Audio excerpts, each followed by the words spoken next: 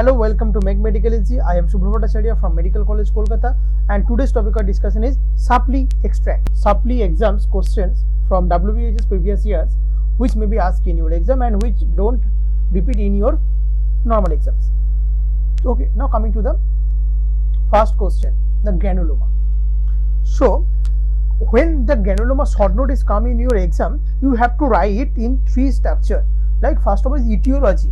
You have to write etiology, and in the etiology there are three segments. One is infective, one is non-infective, and one is immune mediated. So what is infective? So infective means there is infection. So what can cause infection? Mycobacterium tuberculosis, Mycobacterium leprae. They can cause infection. Non-infective, so now some foreign materials like talc, like silica, some foreign bodies, and some immune mediated. So it's obvious that there is an autoimmune disease like rheumatoid arthritis, sarcoidosis. They are caused the immune mediated granuloma formation. Okay, now coming to the pathogenesis. Okay, then you have to write the pathogenesis part. Firstly, there is a cell injury. When the cell injury, there is a failure to the digest the agent. Okay, so there is a weak acute inflammatory response is there.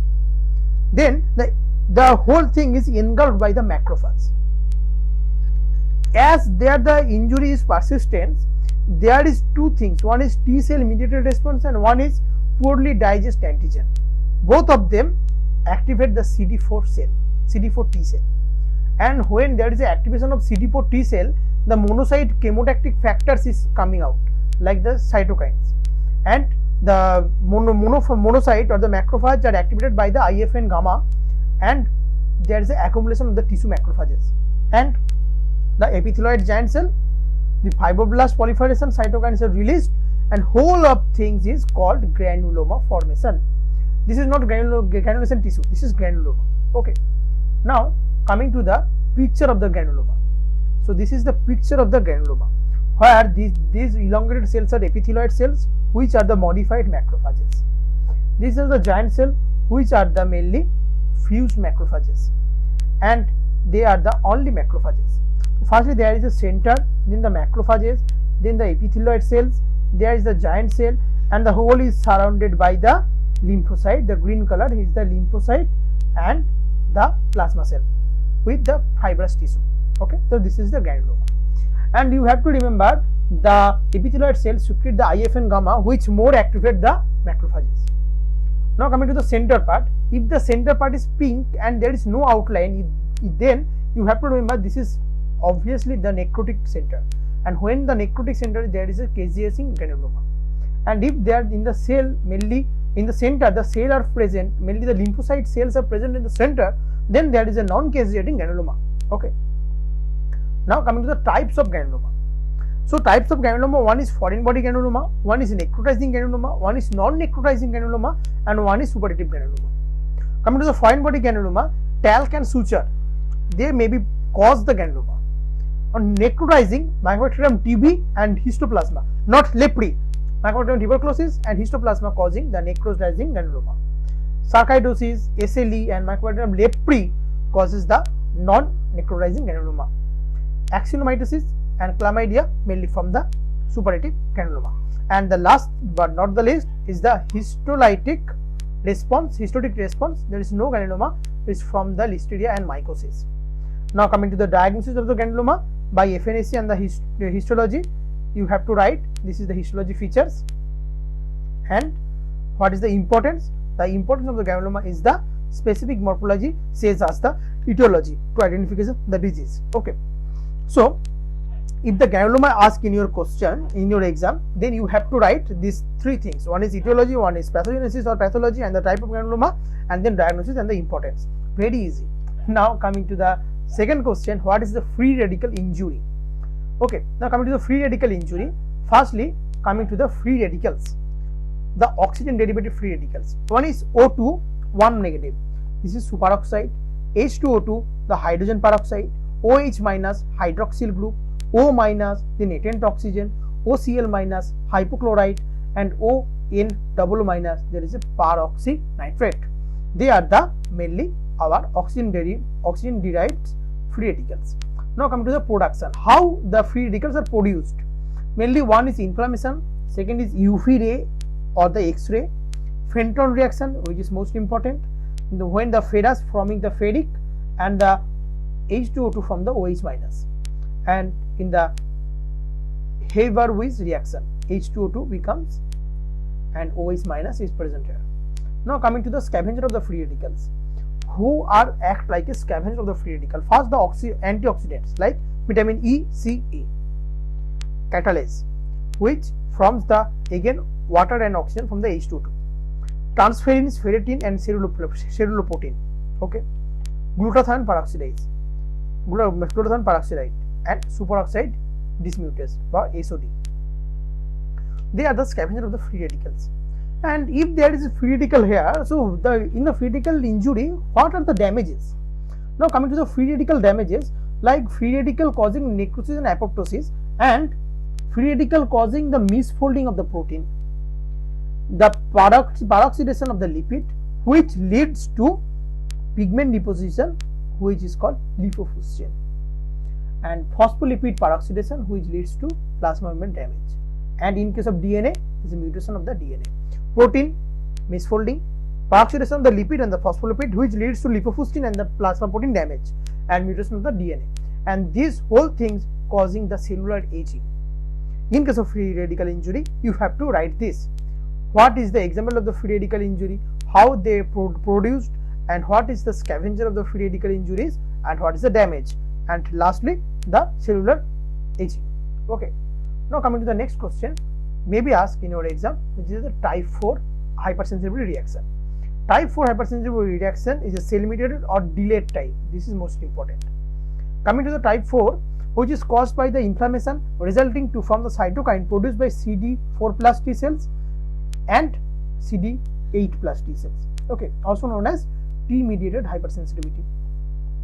One is CD4 plus and one is CD8 plus. Okay, now coming to the CD4 plus first of all. In this case, in the CD4 type, you have to write these 3 points which are most important in case of this, and you have to write the inflammatory reaction stimulated by CD4 plus can be divided into 2 stages. One is the activation of the CD4 plus T cell, and one is the response of the affected T cells. Okay, so there is the whole pathogenesis. You have to write this whole pathogenesis. You can take a screenshot of this. You have to write this whole pathogenesis in case of CD4 plus mechanism. I think you take the screenshot. Okay, now coming to the CD8. In case of CD8, there is the not CD8. Now coming to the second phase, what is the response of the effector cells, response of the differential cell of the effector cells. There is the whole mechanism how the type 4 hypersensitivity reacts. And lastly, the CD8 plus T cell mediated hypersensitivity. You have to draw this, and you have to write examples from the books about the type 4 hypersensitivity reaction. Okay, if there is any problem regarding this pathogenesis and this pathogenesis, please ask me in the group, and I will definitely discuss the this part in a separate video. Okay, now coming to the bar body. Coming to the bar body, there may be asked and in your exam, what is bar body? So bar body is defined as a small dark stained mass of the X chromosome which is inactive and found only in female cells. It present in the nuclei of all cells except the germ cell. Okay, also called as sex chromatin, as indicated of presence of the sex hormone. So this is the bar body. Structure and the formation of the bar body is mainly an inactivated X chromosome in a female somatic cell. Somatic cell, this is important. Somatic cell, and bar body is a small dark stained mass of the female within the nucleus. Bar body may be present other part of the body, example skin cell, epithelium cell, nerve cell, etc. And in a normal female, the number of bar bodies present is the less than the total number of the X chromosome. Okay, bar body present in the nucleus, and if the bar body present in the nucleus of the cell, they may be referred to as a positive in case of they present in the other cell like skin, nerve, blood, etc. Okay, and bar body is also present in the female somatic cell, absent in the male somatic cells. They are vague and you have to write for your exam. And now coming to the 4 important points. Firstly, they will be attached to the nucleus of the nerve cells. They attach to the nuclear membrane. They are found to freely in the nucleoplasm, and they can also found in the nuclear expansion, okay, in the 4 position.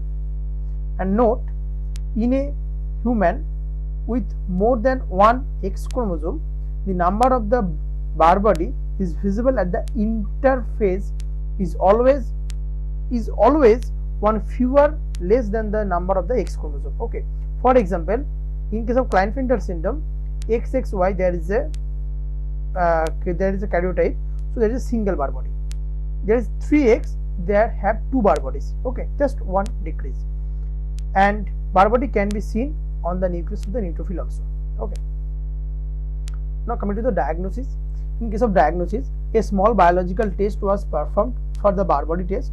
The what is taken here? Firstly, you have to take the buccal smear for the buccal epithelium cells, spatula, distilled water, glass slide, microscope, 95% alcohol, and carbolfucin. Carbolfucin is the main stain, which is the staining, and you have to write bar body can easily observed in the inner lining of the mouth, and this is observed as a dark stained, and this is the inactive X cell, the X chromosome present in the vegetative cell. Okay. Now coming to the next discussion, the question is the fat embolism. It is a very important. What is the fat embolism? You have to write firstly what is the embolism. What is the embolism? What is the embolism? Embolism is the detached intravascular solid, liquid or gas substance spreading to the distal side via vessels. They are called embolism. Okay. So what is the origin of the fat embolism? Severe skeletal injury, maybe fracture of the long bone is caused. The marrow embolism or the fat embolism, the long bone like femur. Okay. What is the site of the embolism? In the pulmonary artery. What is the sign and symptoms? Dyspnea, pulmonary edema, and they are the sign of the pulmonary artery embolism. And if they obstruct in the CNS, then some neurological defects occurs, mainly episodes of the unconsciousness. Okay. Now come to the findings. In case of findings, we have to take the urine sample, and in the urine sample we have to demonstrate the fat globules. They are the macroglobules. Okay. So this is about the fat embolism. Now coming to the tumor markers. If you want to get the PDF, please go into the description and please ping me. I will give the PDF of the SUPPLE extracts. Okay. Now coming to the tumor markers. So the tumor marker, firstly we have to write what are the use of the tumor markers. Firstly, screening of the tumor. Secondly, the tumor load, and thirdly, the detect of the recurrency rate. And most important thing, about the prognosis of the disease. So tumor marker helps us in that things. Now coming to the tumor markers. Firstly, the hormone tumor markers. Hormone, you have to remember C for calcitonin, catecholamine, and beta HCG. Calcitonin is the tumor marker of the medullary cancer of the thyroid. Catecholamine for the pheochromocytoma, and beta HCG for the germ cell tumor. Coming to the second, the enzyme tumor markers. LDH, which is the tumor marker of lymphoma. Prostate acid phosphatase is a tumor marker of the prostate cancer. Alkaline phosphatase is a tumor marker of the bone or placenta cancer, bone cancer, osteosarcoma, and seminoma for the placenta. Okay. Coming to the oncofetal antigen. Oncofetal antigen is CEA, carcinoembryogenic antigen, and alpha fetoprotein. Carcinoembryogenic antigen are tumor marker of the carcinoma colon, carcinoma lungs, carcinoma pancreas, and in case of alpha fetoprotein, HCC, hepatocellular carcinoma, testis, ovary, yolk sac tumor. Okay. Now coming to the carbohydrate antigen, which is most important. Carbohydrate antigen 125, 15.3, 72.4, and 19.9. They are the carbohydrate antigens. 125 is the tumor marker of the ovarian cancer. 15.3 is a tumor marker of the breast cancer. 72.4 is the tumor marker of the stromal cancer, and 19.9 19.9 is the tumor marker of the CA colon, CA pancreas, CA lungs, most important things. And lastly, the antigen part, which is a PSA, prostate specific antigen, is a tumor marker of the prostate cancer. And tumor marker is a most important topic, maybe asked in your 2020 professional exam. Okay. Coming to the next, what is the gangrene? Coming to the gangrene, types of gangrene and mechanism of the gas gangrene. Okay. Firstly, you have to write what is the gangrene. Define gangrene. Okay. So a form of the necrosis of the tissue, you have to write this, and why the ischemia is occurs, and what is the main cause of the gangrene, the ischemic or the inflammatory, and gangrenous or necrosing inflammation, what is this, and how you can define between the dry gangrene and wet gangrene. They are the most interesting and catchy question in your exam. Okay, so there is the difference between gas gangrene and the dry gangrene and the wet gangrene. Gas gangrene is a form of the wet gangrene. Okay, firstly, the site. Dry gangrene, mostly the limb. Wet gangrene, mostly the bowel. Okay, mechanism. In case of dry, in the artery, in case of the limb, the artery occlusion is the main cause of the dry gangrene, and in case of the wet gangrene, mainly the venous obstruction. Okay, the microscopic feature is organ is dry, sunken and black. In case of wet, there is a moist, soft, swollen, rotten and dark, and there is a putrefaction. It is a limited because there is a little blood supply, but there is a marked because of stuffing of the organ with blood. Okay, because it is a wet. Coming to the line of the demarcation, this is present in case of dry gangrene because where the blood is going stopped, like this is, see, this is our foot. Okay, and there is a blood vessel stop here, so only this part is affected by the dry gangrene. Okay, but in case of wet gangrene, the whole bowel is affected, so there is a no line of demarcation. Bacteria, here in case of bacteria, there is a because of lack of oxygen for failed to survive, but in case of the wet gangrene, survive is more. Okay, so numerous bacteria is present there. Okay, now coming to the gas gangrene. Gas gangrene is a kind of wet gangrene. Now coming to the pathogenesis of the gas gangrene. Okay, so firstly, listen to me. Bacteria enters with the broken skin of the wound. Next, it's produce the spore. Then the bacteria come into the circulation. Next, come into the anaerobic tissues. Bacteria grow and ferment the muscle carbohydrate. Okay, now some toxins and the enzymes produced by the bacteria, like coagulase, proteinase, protease, lipase, which destroy the protein part, the carbohydrate part, and the some lipid membranes, they start digesting. Okay, so this enzyme will kill the other host cell, which I say, and extend the anaerobic environment, and produce the gas, which is hydrogen gas, mainly from the gas bubbles. Okay, and destroy the tissue, and this is the pathogenesis of the gas gangrene. Okay, firstly, bacteria come, spore produce, then in the circulation, come in the anaerobic space, start fermenting, start more enzyme production, enzyme kill the other tissues, and anaerobic environment is spreading. This is the gas gangrene production. Now coming to the staining of the amyloid, which is the most interesting topic, and I want this should ask in your exam. What is the staining of amyloids? Okay, now coming to the 6 stain of amyloid. First, HN stain, but this is a non-specific stain, and in case of HN stain, eosinophilic hyaline extracellular substances can seen under the microscope. And why this is non-specific? Because the same thing is found in case of collagen and the fibrin deposits. Okay, now coming to the congruent. The congruent is a one of the staining which is specific stain. In case of light microscope, the reddish pinkish extracellular substance is visible, which is the amyloid. And in case of polarized microscope, the green birefringence are seen in case of amyloids. Coming to the methyl violet, rose pink extracellular deposit can be seen. In case of iodine, mahogany brown is seen. In case of PAS, deep pink color is seen. And in case of most important thing is the thioflavin T.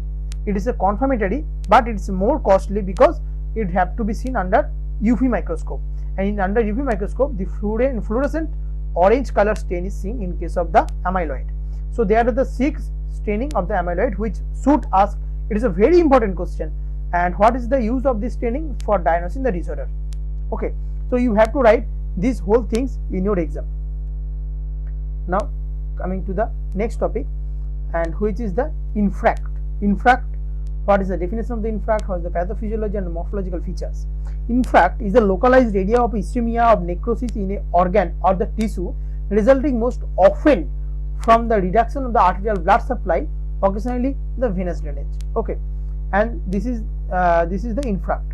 Most commonly infarct may cause due to interruption of the blood supply, which is called ischemic necrosis. Less commonly the venous obstruction, okay, which is called the stagnant hypoxia.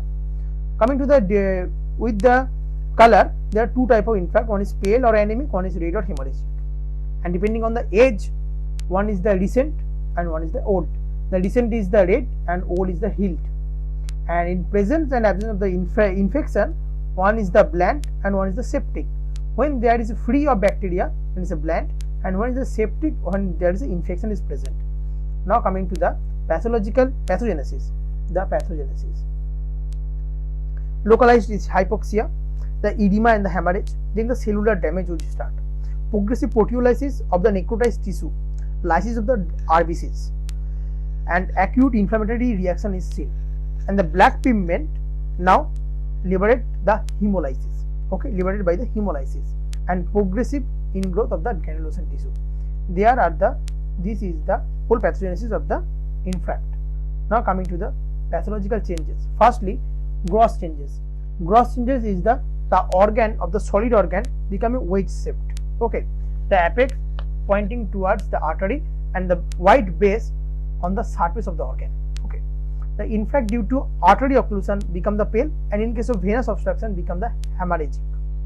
Okay, coming to the most important, the most infarcts become pale later as the RBC become lysed, but the pulmonary infarct become pale due to the extensive amount of blood. You have to remember, in case of pulmonary infarction, never become pale due to the excessive amount of the RBC. Okay, now coming to the cerebral infarct. In case of cerebral infarct, encephalomia is seen there. In case of recent infarcts, there is a elevated over the surface in the old, sunken, and depressed under surface. Okay, now coming to the periphery. At the periphery of the infarct, the inflammatory reaction is noted. If the periphery is infection is seen in, so there is a fast neutrophil, then the macrophage and the fibroblast, they are coming in the role. Eventually the necrosed area is replaced by the fiber stitch or the scar, and in the dead area we know that dystrophic calcification is seen. Okay, in case of cerebral infarct, in the tissue we can see the liquefactive necrosis, which is followed by the Gitter cells are seen there, which is displays the fatty material.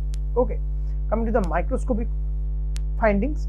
In case of microscopic findings, in case of liquefactive necrosis, in case of cerebral infarcts, and in case of other infarcts, the mainly psychological changes is the coagulative necrosis. Okay, so you have to write these whole things in case of infarct, which is seen, and what are the microscopical and morphological features.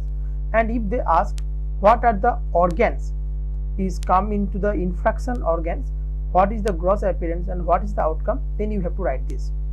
Read these 8 things, and if there is any problem, ask me why pulmonary infection is hemorrhagic, because of lots of RBC present there. Now coming to the last question, which is the autolysis versus necrosis. In case of autolysis versus necrosis, firstly, in case of autolysis, there is no sharp line of demarcation between the affected and the healthy area, but in case of necrosis there is a demarcated line. In case of autolysis, the circulatory changes like congestion, like hemorrhage, not present, but in case of necrosis they have present. Coming to the autolysis, the inflammatory changes are not present, like coming of the neutrophil, coming from the eosinophil, coming from the macrophage, but in case of necrosis the inflammatory changes are seen. And growth of the bacteria, some rods may be present, but in case of necrosis some pathogenic bacteria may be seen, but saprophytic growth are not seen, but in case of autolysis the saprophytic growth are seen. Okay, so this is the first part of my supply extracts my next supply extract video on the systemic pathology part. Okay, thank you so much. And when the book is released, please, I should suggest you, not for the passing the exam, to get the honors, please follow the Make Medical Easy book. Okay, it's maybe come in 1 week. Okay, thank you so much.